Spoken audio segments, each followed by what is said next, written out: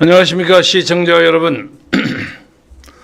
오늘은 전 박영수 특검의 구속영장 기각에 대한 얘기를 우리 방송국에서는 두 번째로 연거푸 한번 다뤄보겠습니다. 아침에 이상루 박사가 우리 이상루 앵커가 그럴 줄 알았다 하는 제목의 방송을 한 걸로 압니다. 자기 방송에서 하고 우리 방송에서 지금 올렸기 때문에 여러분이 많이 보셨으리라고 생각하고 그것에 연결해서 제가 말씀드립니다. 이유인즉슨 방어권 제한이 우려되기 때문에 구속을 하면 자기가 방어권을 충분히 발휘할 수가 없다 하는 게 중요한 이유인데, 이 영장을 담당하는 부장판사가 유창훈입니다. 대전 출신인데 이 부장판사, 이 양반이 옛날 강진구 더 탐사 기자의 영장도 기각했고, 멀리 올라가서 이재명 구속영장도 기각한 사람입니다. 그래서 기각으로 유명해요. 유명한데, 우선 중앙지검에 영장 담당 판사가 3사람이 있습니다. 그래서 오늘 그 3사람을 좀 설명해 보겠습니다. 관련 기사 보여주세요. 우선 유창훈 부장판사는 1973년 4월 10일생이고 그 다음에 50세, 그 다음에 윤재남 부장판사는 민주당 돈봉투 살포 의혹에 관계된 그러니까 송대표 사건이죠. 봉투 사건에 관련된 강내구 구속영장을 기각했고, 그 다음에 또 한 사람은 이민수 부장판사인데, 이 사람은 이번에 박영수하고 같이 구속 신청을 했던 양재식 전 특검보. 그러니까 양재식, 박영수 바로 밑에 있었던 사람이죠. 영은 1971년생이고 다 70년대 초반의 사람들입니다.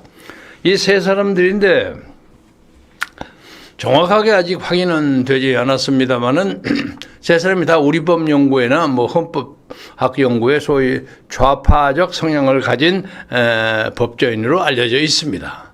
그건 최종적인 확인이 필요합니다만은 그래서 지금 김명수 대법원장이 9월 말까지 버티고 있는 한 중앙지법 이 문제는 지금 중앙지검장은 윤석열 대통령이 임명한 사람이고 측근이긴 합니다만은 부장 판사 중에서 영장 담당 판사를 완전히 바꾸기 어려워요. 뺑뺑 돌려가면서도 할 수가 없고, 예를 들면 옛날에는 이제 검찰들이 머리가 좋아가지고 부장 판사가 영장 담당자가 3사람 있으면 첫째 하고 그 다음에 두 번째 하고 돌아가면 이쪽에 하면 여기에 맞춰가지고 또 이렇게 구속영장 신청을 하고 그래가지고 맞춰서 했다는 그런 이야기가 있습니다. 그런데 이번에는 맞추고 자시고 할 게 없어요. 전부 다 전 문재인 정권에게 좀 우호적인 사람으로 평가받은 사람들이 차지하고 있다는 그런 주장입니다. 그런데 이제 이 문제에 대해서 우리가 케이스 스터디를 해보자면, 이 사실을 잘 알고 있는 윤석열 대통령으로서는 우선 이것이 상당히 중요한 사건 아닙니까? 그러니까 한동훈 법무부 장관도 굉장히 신경을 썼을 거고, 이 중앙지검장, 이원석이죠? 이원석 중앙지검장도 굉장히 신경을 썼으리라고 생각합니다만은, 우선은 정식으로 기소 결심을 하는 데는 여러 가지 복잡한 배후 환경을 상정할 수 있습니다. 첫 번째는 하도 국민들이 소위 자유우파 윤석열 후보를 지지했던 많은 국민들이 아니 왜 박영수 가만 놔두냐 하고 막 영혼의 불길처럼 민심이 들끓지 않았어요? 그러니까 모르겠다 우선 갖다 내놓고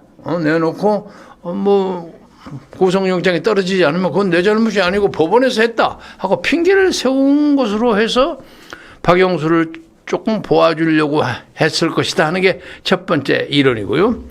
두 번째는 실패를 예상했으면서도 예상했으면서도 하는 척해서 체면을 면하고 아까 첫 번째는 진짜로 구속을 하겠다는 생각을 가지고 있었는데도 실패했던 경우고 그래서 사실상 이 사건으로 윤석열 대통령이 사법부에 사실상 영향력이 거의 없다 하는 것이 나타났습니다. 그래서 이런 문제에 대해서 많은 사람들은 윤 대통령이 정말 이걸 진짜로 잡아넣으려고 하는 의지를 가지고 있을까 하는 것에 대한 그 퀘스천 마크가 많습니다. 여러분이 잘 아시는 대로 부산의 은행에 1,400억 그 부정 대출 그 문제를 다루었던데 당시에 변호사가 박영수 변호사였고 당시에 그 사건의 주임 검사가 윤석열이었습니다. 그래서 이 두 사람이 혹시 남모르는 어떤 내밀한 커뮤니케이션 해서 그 사건을 그냥 유야무야 만드는데 공범자적인 입장을 가지지 않았을까 하고 많은 사람들이 의심합니다. 그래서 의심을 하기 때문에 윤석열로서는 그 의심을 덜어내기 위해서라도 그 단호하게 확실하게 영장을 청구해라 이렇게 특명을 내렸음직합니다. 그런데 현실적으로 봐서는 200억에 대한 약속, 김만배 증언입니다. 그건 약속이라고 할지라도 적어도 현금 8억이 수수됐다는 건 확인됐습니다. 그렇지 않습니까? 확인이 됐어요. 물경 8억이 건너갔다는 게 확인이 됐어요. 그런데 이것에 비교해서 지금 한 몇 년 전에 박근혜 당시 대통령의 구속영장을 청구할 때 그때는 그 구속영장을 누가 청구했습니까? 윤석열 당시 중앙지검장이 주도해서 했습니다. 그때는 돈이 건너갔다는 증거가 하나도 없어요. 당시에도 없었고 그 후에도 없었어요. 그런데 뇌물죄를 만들었어요. 심정적인 지원으로 뇌물을 하게 했다. 그리고 최서원과 박근혜는 경제적 공동체다. 이렇게 해서 갖다 잡아 집어넣었는데 여기는 8억이 딱 들어갔는데도 왜 그걸 잡아넣지는 못하느냐 말이야.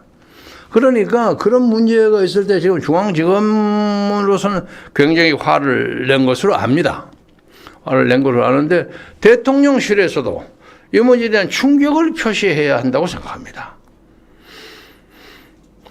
옛날 제가 그 탄핵 초기 시에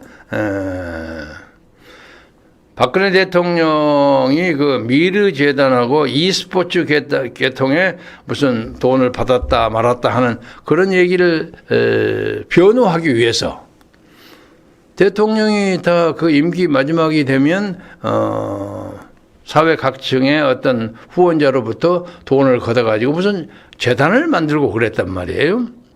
그래서 이명박 대통령도 미소재단이라는 걸 만들고 한 2조 원을 객출했고요. 그 전에 노무현 대통령도 당시 이건희 삼성 회장으로부터 8천억을 기부받았습니다. 그런데 그 기부받은 것이 완전히 순수하게 그냥 이건희가 그냥 존경하는 마음으로 갖다 바친 걸로 위장을 했어요. 근데 제가 그걸 표시하면서 이건희한테 8천억을 걷어가지고 하는 표현을 했더니 무엇을 걷었냐 이거야. 이건희가 주어서 그냥 받았다는 거예요. 그래갖고 대통령은 명예훼손을 했다고 해가지고 사자 명예훼손에서 제가 2년 동안 재판에 끌려다녔습니다. 결과적으로 집행유예 2년으로 판결이 됐는데 그 유명한 악명 높은 노정희 중앙선거관리위원장 했던 노정희 대법관이 저에게 2년 집행유예를 확정했습니다. 물론 세상이 좋아지면 제가 그 재심 청구할 계획입니다. 그런데 당시에 그 사건이 벌어졌을 때 문재인은 이 문제에 대해서 법적 책임을 끝까지 묻겠다 하는 걸 공식적으로 성명으로 발표했어요. 그러니까 벌써 당시에 검찰들은 문재인의 뜻이 무엇인가를 다 알고 있어서 그 재판을 시작한 겁니다. 구속한 거고 제가 나중에 자세하게 얘기할 기회가 있으면 하겠습니다만 당시에 저를 수사하던 검사가 수사 도중에 상부로부터 계속 전화를 하고 알겠습니다. 제가 들어 다 알죠. 확실하게 잡아라 하는 얘기를. 그런 정도인데 이런 상황이 나빠졌을 때 윤석열 대통령이 그냥 슬그머니 지나는 것은 이거 말이 안 돼요. 그러니까 결과적으로는 박영수를 봐주기 위해서 했다 하는 비난을 면하기 어렵습니다. 비판을 면하기 어렵습니다. 그러니까 지금 이재명 대표의 그 사법 리스크 문제에 대해서 재판 시작하는데 세워라, 내워라 하라 하고 있잖아요. 그러니까 이거 박영수도 갖다 집어넣으면 구속을 안 시키면 세워라, 내워라고 끌고 갑니다. 그러니까 그 뭐 언제가 적당히 뭐 가석방 할 수도 있고 그냥 선거 뭐 집행유예 적동을 하다가 뭉개버릴 수도 있고 이런 식으로 하는 것은 대통령이 엊그제 자유총연맹에서 반국가 단체가 이런 짓거리를 한다고 강력하게 얘기했던 거하고 너무 다른 일면이야. 이래서는 안 된다는 거예요. 그래서 이 문제에 대해서 대통령이 취임한 1주년 만에 맞이하는 어떤 의미에서 상당히 큰 위기입니다. 예? 박영수를 집어넣지 못하는 거, 이거 위기예요. 그래서 우선 이 문제에 대해서 제가 오늘 동아일보에 103살인가 4살인가 되신 우리 김영석 교수의 글을 여러분에게 읽어드림으로써 공론을 가장 정확하게 보는 인생의 우여곡절을 전부 아시는 대한민국의 원로 중에 원로가 무슨 말씀을 하셨는가를 내가 보여드리려고 합니다. 제가 이 김영석 교수를 옛날부터 잘 알고 뭐 아주 친하지는 않지만 잘 알고 존경하는 분입니다. 제가 사상계 월간 사상계 근무할 때 일하고 있을 때 안병욱, 부한혁, 김하태, 김영석 이런 분들이 소위 사상계 학파라고 해서 차기백 교수 이런 양반에서 자주 그 편집회의하고 하는데 참석하고 같이 인사도 나누고 이제 그런 적이 있었어요. 근데 그때 몸이 굉장히 가늘고 약했습니다. 전라도 말로 홀캉했습니다. 그런데 건강 관리를 잘 하셔가지고 그 건장한 어떤 동료 학자들 다 세상 뜨고 난 다음에도 이렇게 100세까지 이상 장수하지 않습니까? 근데 건강 관리를 잘 하신 것도 있겠지만 맑은 정신으로 거칠 것 없이 인생을 사는 것이 그 양반의 그 장수의 비결이 아닌가. 제가 이거 잔소리 붙이지 않고 한번 읽겠습니다. 김영석 칼럼 오늘날 동아일보입니다. 국격을 추락시키고 국민을 부끄럽게 만드는 민주당. 제가 지금까지 김영석 명예교수가 어떤 정당의 이름을 딱 들어서 이렇게 비판한 것은 제가 기억하기로는 거의 없는 것 같습니다. 그러니까 이 민주당이요. 지금 요새 사드 이후에 괴담으로 나와 있는 핵폐기 오염수 문제 가지고 여론조사를 하면요. 대충 많은 사람들이 한 80%는 그거 별로 안 좋아해요. 예? 그런 것이 왜 있어? 하고 반대를 해. 근데 그걸 막 선동하는, 민주당은 올라가기는 그냥 인기도 지지도가 떨어집니다. 그러니까 우리가 핵 폐기수 자체를 좋아하는 건 아니에요. 할 수 없이 그런 게 있다니까. 그것이 잘 관리가 되면 할 수 없이 받아들여야 되는 거 아니냐 하는 그런 생각을 가지고 있어요. 그런 생각인데 그런 것을 전체에서 고려를 하시고 이 글을 봐주시기 바랍니다. 문 대통령은 사드 괴담 조작된 건 모르지 않았을 것. 오염수 위험할 수 있지만 과학적 결론을 봐야 괴담 유포는 민주당 이익 달성을 위한 것일 뿐. 그런데 결과적으로 이익 달성이 안 된다고 나타나고 있습니다. 자, 본문입니다. 문재인 정부 5년 동안에 우리는 너무 많은 것을 잃었다. 대외적으로는 국격 훼손이 컸다. 세계가 지향하는 인권 수호 국가의 위상을 상실했다. 문 전 대통령의 친북 정책은 김정은 정권과 뜻을 같이 할 목적이었지 민족간의 통일이 아니다. 결국은 김정은 정권에 대한 협조로 끝났고 자유세계의 기대와 희망을 배신하는 결과가 되었다.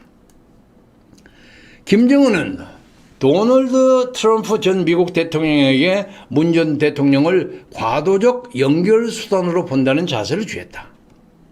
천안함 비경 사건이나 사드 배치 때 문 전 대통령의 태도를 보는 김정은의 견해와 미국의 한국과는 어땠는가? 북한과 미국의 한국에 대한 신뢰와 국격은 동시에 추락했다.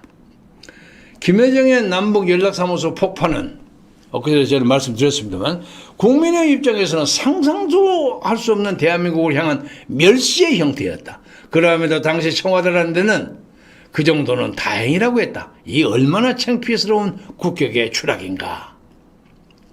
사드 철수 문제도 그랬다. 문 전 대통령은 한간에 떠도는 괴담들이 조작된 거짓임을 몰랐을 리가 없다. 중국의 비위를 맞추기 위해서 진실과 동맹국과의 신의를 배신한 것이다. 무엇 때문에 중국에서 중국을 큰 산이라고 했는지도 우리는 조그만 산이라고 했는지도 궁금하다. 중국은 사회적 가치 평가에서 본다면 대만보다 후진국이다. 세계는 대한민국을 아시아의 대표적인 민주국가로 인정한다. 후진국인 중국을 대국이라고 보는 판단은 국토와 인구의 광대함을 말할 뿐이다. 무력 독재 국가를 큰 나라로 인정하고 우리 자신을 작은 나라로 인정했다는 견해 아닌가. 문재인 정부의 국내적 실정은 더 언급할 필요가 없다. 경제정책의 실패는 눈에 보이는 현실뿐 아니다. 경제관 전체를 혼란에 빠뜨렸고 자유시장주의 가치와 질서를 돌이킬 수 없는 상황으로 만들었다. 무엇을 어떻게 하자는 자신의 철학도 제시하지 못했다. 150년 전 경제 이론의 현실, 이거 막스 레닌주의 경제사상을 얘기하는 겁니다. 이론의 현실을 맞추어 가려는 어리석음, 우를 범했다. 문재인 정부가 떠나면서 대목을 박아놓은 인사행정은 누가 보든지 애국적 처사가 아니다. 여러분 사람들께 부연 설명하는 거 잘 아시죠? 이념 정권의 연장을 위한 포석이었다고 보지 않을 수 없다. 무엇보다도 중차대한 국방정책과 인사는 어땠는가? 문 정권이 뜻한 국방정책이 그대로 연장되었다면 아마도 6.25 전쟁과 우크라이나 전쟁을 보는 역사적 해답은 어떠했겠는가? 참, 이 백세 넘은 노학자의 이 날카로운 지적에 우리는 머리를 수그릴 뿐입니다. 문정부와 운명을 같이 온 민주당은 어떤가? 대한민국을 위하고 국민을 섬기는 거대 야당의 사명을 다했다고 할 수 있는가? 현재 민주당의 행동은 국격 상실은 물론 민주국가를 염원하는 국민까지 부끄럽게 만들고 있다. 지난 주중이었다. 당대표인 이재명이 이제는 국회의원 불체포 특권을 포기한다고 했다. 그런데 직전 당대표였던 송영길은 이 대표 등 국회의원들의 불체포 특권 포기는 투항이라며 야당의 길을 포기하는 것이라고 반발했다. 민주당의 대표와 법무부 장관을 여기면 추미애는 이재명 대표는 인도의 마하트마 간디를 연상케 하는 숭고한 희생정신이라고 했다. 그렇게 웃겼습니다. 민주당의 초창기에 이해찬 전 대표의 발언이 연상된다. 앞으로 20년은 민주당이 집권, 100년 전 정당을 추창해왔다. 대한민국은 우리 것이 되어야 한다는 선언까지 해석됐다. 이러한 민주당 대표들의 생각을 미루어 국민은 어떤 판단을 내리게 되는가? 민주당은 초창기부터 대한민국과 국민을 위한 정당이기보다는 정권과 이념을 위한 출발이었다고 추론된다. 정권은 누구를 위해서 존재하는가? 오늘의 민주당은 개인 대표를 위해서 여당과 정부에 투쟁하는 사명이 먼저라는 자세다. 대한민국은 민주당을 위하고 민주당은 당 대표 개인을 위해서 존재한다는 논리가 아닌가? 지금 벌어지고 있는 후쿠시마 오염수 방출 문제도 그러하다. 그거 하나다. 오염수가 위험할 수 있다는 사실은 누구나 인정한다. 아까 제가 처음 말씀드렸죠. 그 위험을 배제하고 정상화하자는 것이 한국과 일본을 보면 인류의 희망이고 과제이다. 그 방법은 과학적인 확증이다. 과학적인 검증이다. 국제원자력기구 IAEA의 결론은 그것을 대표한다. 인류가 택할 수 있는 최상의 방법이다. 지금 민주당은 그것까지 거부하고 나와 민주당 정권을 위한 투쟁에 참여하라고 국민을 선동하고 괴담을 유포한다. 오늘부터 또 7월 내내 이것을 계속한다고 발표했습니다. 광우병과 사드 반대와 같은 투쟁에서 우리의 목적을 달성시키겠다는 파동태를 연상케 한다. 문정부는 국격을, 민주당은 국민까지 부끄럽게 만들고 있다. 여러분 어떻습니까? 제가 이 민주당이 핵오염수를 가지고 난리 법석을 썰고 이렇게 하고 있는 것은 이 김영석 칼럼으로서 일단 결판이 났다고 생각합니다. 그런데 이제 이런 과정에서 제 본론으로 돌아가자면 윤 대통령이 박영수 특검 구속 청구에 대해서 일단 제동이 걸렸어요. 이것은 뭐 중앙지검장이 화를 내야 할 것이 아니라 그 넘어서 한동훈의 책임, 그리고 그게는 정치적으로 윤석열 대통령에게 직접적으로 갑니다. 그래서 윤석열 대통령 앞으로 이런 문제가 계속 벌어질 가능성이 있어요. 그리고 많은 사람들은 압니다. 아까도 제가 말씀드렸듯이 박근혜 대통령은 1원 한 푼도 받지 않았는데도 구속영장을 떡 내렸던 사람이 어떻게 8억이 확실히 수수가 됐다는 것이 확인됐음에도 불구하고 구속영장을 떨어뜨리지 않는 것입니까? 이 나라의 사법부가 이런 문제입니다. 방금 그저께 자유총연맹 연설에서도, 그리고 그전에도 강조했지만 윤 대통령이 대한민국의 기득권 카르텔을 신랄하게 비판했고, 반국가 세력들이 엉뚱하게 돌아다니면서 딴소리나 뻥뻥하고 말이야. 북한을 옹호하고 말이야. 북한 인권 문제에 대해서는 아무 소리도 안 하고 말이야. 그리고 북한을 제재해서 풀어달라고 주장하고, 정전협정, 종전협정을 돌리자고. 이따구 소리란 게 이 반국가 세력 아니냐 이거예요. 그 민주당에서 빨카가 화를 내니까 꼭 거기 지적한 건 아니다 하고 오리발을 내밀었지만, 많은 사람들 그것이 민주당을 지목하고, 민주당 내 특히 주사파, 친북 세력, 친중 세력을 지목한 거라고 우리는 알고 있습니다. 그런데 이것을 극복하지 못하면 대통령을 어떻게 합니까? 그렇잖아요. 그래서 어떤 경우라도 한동훈 장관에게 책임을 묻는 자세로 다시 구속영장을 신청해가지고 김명수 대법원장이 물러나기 전에 반드시 구속영장을 받아내야 합니다. 이런 정도의 정치적 성과를 얻지 못하면 윤석열 대통령을 우리가 믿을 수가 없는 것입니다. 왜? 많은 사람들이 윤석열이고 박영수는 옛날 한패였잖냐 이렇게 생각한단 말이에요. 옛날에 보세요. 노태우 대통령도 자기를 대통령으로 사실상 만들어준 전두환 장군, 전두환 전 대통령을 옹호하다 안 되니까 백담사도 보내고 사법 처리하는데도 놔두지 않습니까? 왜 그걸 못해? 당연하게 해야죠. 잘을 못하면 윤석열 자체도 오래가지 못한다는 거죠. 예? 말로만 무슨 자유민주주의 세력이니 공정과 상식이니 그래서는 안 됩니다. 지금 대한민국에서 가장 큰 암적 존재가 사법 카르텔입니다. 사법 카르텔. 정말로 큰 문제입니다. 그리고 말은 다음번 선거에 검사들 국민의힘에 절대 안 받는다 하지만 그거 믿는 사람이 누가 있습니까? 그렇게 주장하는 김기현 대표가 설사 주장을 관찰하려고 노력할지는 모르지만 김기현도 그거 막지 못합니다. 그리고 제가 그 자리에 있다고 할지라도 자기 참모들 적어도 몇십 명 검사 출신은 국민의힘에 집어넣을 겁니다. 그게 비현실적인 주장입니다.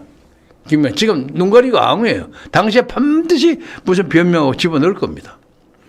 그런데 모든 것이 검찰 출신들에 의해서 움직인다 하는 소리, 검찰공화국 얘기를 그전부터 우리가 걱정을 했고, 또 지금 민주당이 추겨들고 그 얘기 하지 않습니까? 검찰공화국이 되든 안 되든 간에 정확하게 일을 해야지. 중요한 자리에 검찰 출신을 갖다 집어넣는 것뿐만 아니라 지금 현재 검찰이 사법부에게 구속영장 하나 끄집어내지 못하는 검찰 그거 가지고 무엇을 하겠다는 겁니까? 그래서 엊그제 오늘 아침인가 문화무게 야당의 한심한 국회의원 어떤 친구가 윤석열이 탄핵 운운하는 얘기를 끄집어냈다고. 원래 그 사람 좀 해픈 소리 하는 사람입니다만은 그런 사건이 벌어지지 않는다고 볼 수가 없습니다.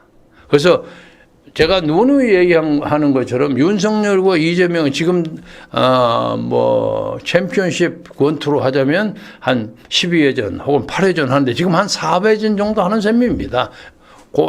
해프를 넘어 5회전 정도 하는데 꼬다당 하고 지금 박영수 특검 때문에 당한 거예요. 당한 건데 이쪽에서는 봐라, 니는 그거 같은 한 몸이었지 않냐 이러고 하는 거예요. 그런데 그 문제에 대해서 윤석열이가 가만히 있으면 그걸 인정하는 꼴이 됩니다. 그래서 이 박영수 특검 문제를 사실상 준비가 잘 안 되고 자신이 없었더라면 좀 더 영부하고, 그리고 김명수 사법부가 물론 대개편되는 새로운 사람에 의해서 개편이 될 때가 기다려야 했을지는 몰라요. 그런데 지금 꼬다당하고 벌렸어요. 그러니까 벌린 것은 뭐냐면 실패가 얘기한들 가능 50% 이상이에요. 예? 50% 이상으로 예상되는 구속영장 청구를 한 것은 그냥 청구하고 안 되니까 그냥 할 수 없는 거 아니냐 하고 책임 회피를 하기 위해서 한 거 아니냐는 비판과 오해를 받을 수 있다. 거기서 벗어나지 못한다. 이 문제를 대통령은, 용산의 대통령실은 심각하게 생각해야 합니다. 여러분이 생각하는 통박 재는 것에 못지않게 국민들이 더 지혜롭게 잘 알고 있습니다. 그래서 이 문제에 대해서 단호하게 책임을 묻고 벌려서 호통을 치세요. 구속영장 하나 받아내지 못하고 뭘 하는 것이냐고 말이에요. 단단하게 하세요. 그런 자세를 보여줘야 합니다. 자유총연맹에 가서 반국가단체 어쩌고 떠드는 것보다 그건 공허해. 현실적인 이 문제를 해결해야 하는 거예요. 그래서 대통령이 지금 이재명과의 8회전으로 잡자면 한 5회전 넘어갈 때 이 대목을 잘 극복하고 넘어가서 그렇게 상태가 돼가지고 탄핵 당한다 만다는 그런 사태가 벌어지지 않도록, 내년 선거 전에 벌어지지 않도록 자중자애하고 현명한 판단을 해주기를 우리는 기대합니다. 또 하나는 아까도 잠시 말씀드렸습니다만, 이재명의 패거리들이 이제 오늘부터 했습니다만은 뭐 내일 7월 1일부터 7월 한 달을 그 원전의 그 폐기물 오염수 이걸 한 달 내내 푹 치고 장구치고 하겠다는 거예요. 그것에는 힘에는 힘으로 대항하세요. 그거 가만히 놔두면 안 됩니다. 법대로 처리하세요. 그리고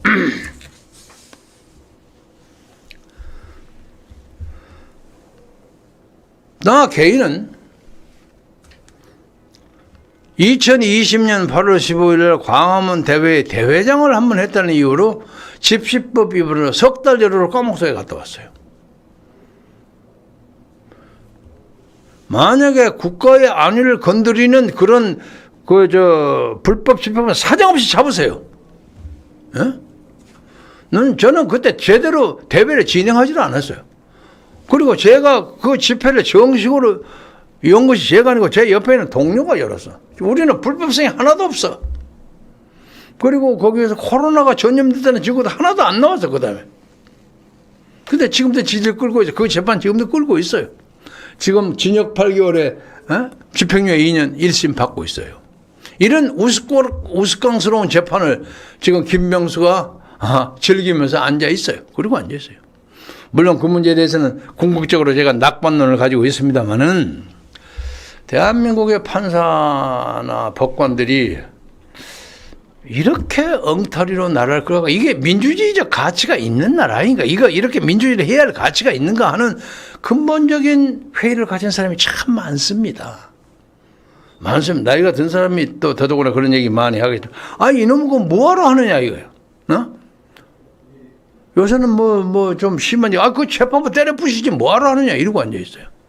미국은 대법원으로 보자면 현재 대법원이 보수 진보가 6대 3인가 그렇게 돼 있어요. 그러나 항상 균형 있는 판결을 내립니다. 균형 있는 판결.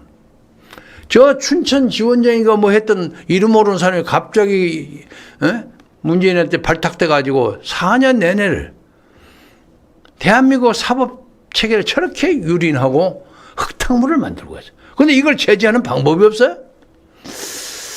참 이게 문제점입니다. 문제점이에요. 그래서 사법적인 잘못을 벌이고 그것을 출세와 치부의 수단으로 삼은 그런 법관들과 졸개들은 반드시 재판을 받고 그 형벌을 받는다는 것을 보여주셔야 합니다. 보여주셔야 합니다. 그래서 이번 이 사건이 아마 구속영장 청구 실패, 이것이 지금 윤석열, 이재명 챔피언십 권투에서 지금 한 방 훅구를 맞은 것과 마찬가지입니다. 이거 극복하지 않으면 쓰러집니다. 그래서 윤석열 대통령의 분발을 희망하고 요구하고 부릅뜬 눈으로 무엇을 할 것인가를 지켜볼 것입니다. 주말에 잘 생각해 보시고, 그리고 민주당 것들이 뭐 하는 것 잘 지켜보세요. 쟤들이 뭐 하는 거 잘 지켜보시고, 국정원은 그나마 좀 그 김 원장 주도로 좀 적당히 가라앉은 것 같는데, 국정원도 저거 믿을 바가 아니야. 쟤들이 잘 만들어야 돼요. 저기는 다 바가 아무개가 지휘 감독하고 있어요. 그 다 우리가 다 보이는데 뭐 대통령 아시겠지. 그래서 이 위기를 지혜롭게 극복하시고 우리 김영석 교수의 글을 차근차근 한번 읽어보시기 바랍니다. 오늘은 이것으로 마무리하겠습니다. 여러분 즐거운 주말 가지시기 바랍니다. 고맙습니다.